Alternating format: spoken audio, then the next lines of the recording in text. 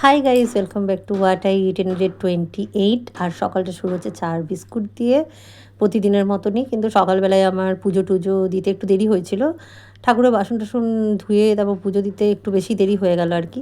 নিয়ে মুড়ি, চিনি আর জল এইটাই খেয়েছিলাম সকালবেলার ব্রেকফাস্ট। তারপরে চলেছিলাম দুপুরের রান্নায়, আর রান্না যা হয়েছিল সেগুলো তোমাদের সাথে শেয়ার করবো।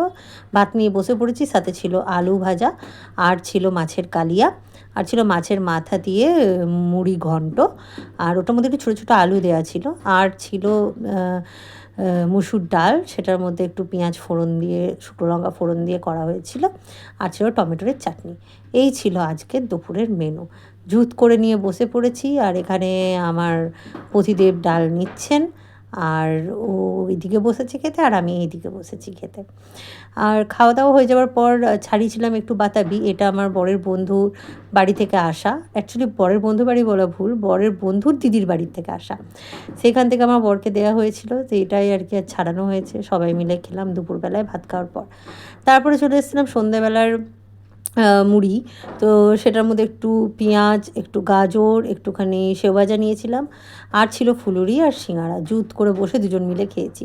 তারপরে একটু কাকিমুনি ডেকেছিল, মানে আমার কাকি শাশুড়ি, তার কাছেই যাচ্ছিলাম। তো যাওয়ার সময় আমাদের যেটা পাড়ার পুজো, সেটাই ভাবলাম যে যখন গৌরী বাড়িতে এসছে তোমাদের সাথেও একটু দেখিয়ে দিই তোমাদের। সেরকম আর কিছু খাওয়া দাওয়া হয়নি। তারপরে একেবারে এসে রাতের ডিনার করেছিলাম। তার আগে ভাবলাম যে আমি একা কেন দর্শন করি, তোমাদেরও দর্শন করায়। এখান থেকেই সোজা চলে গেছিলাম কাকিমুনির কাছে। কাকিমুনির থেকে এসে তারপর রুটি করে, তারপর গরম গরম রুটি নিয়ে বসে পড়েছিলাম রাতের ডিনারে। আমার শাশুড়ি মা শুধু আলুটা ভেজে রেখেছিলেন, আর আমি দিনেই একটু করে রেখেছিলাম ভেন্ডির ঝাল। এই ভেন্ডির ঝালটার মধ্যে আমি দিয়েছি পেঁয়াজ, রসুন, টমেটো, আর সামান্য আদা, এই সব দিয়ে, আর একটু জিরে গুঁড়ো, ধনে গুঁড়ো, যেটা কমন মশলা থাকে আর কি, সেটা দিয়ে, আর কাঁচা লঙ্কা চিরি করে দিয়েছিলাম, কালো জিরে ফোড়ন দিয়েছিলাম। এত সুন্দর খেতে হয়েছিল ভেন্ডির ঝালটা যে কি বলবো, মানে মনে হচ্ছিলো যেন আরও 2-3টে রুটি নিই, কিন্তু পেটে জায়গা ছিল না। দেখা হচ্ছে আবার নেক্সট কোনো মিনি ব্লগে। টাটা।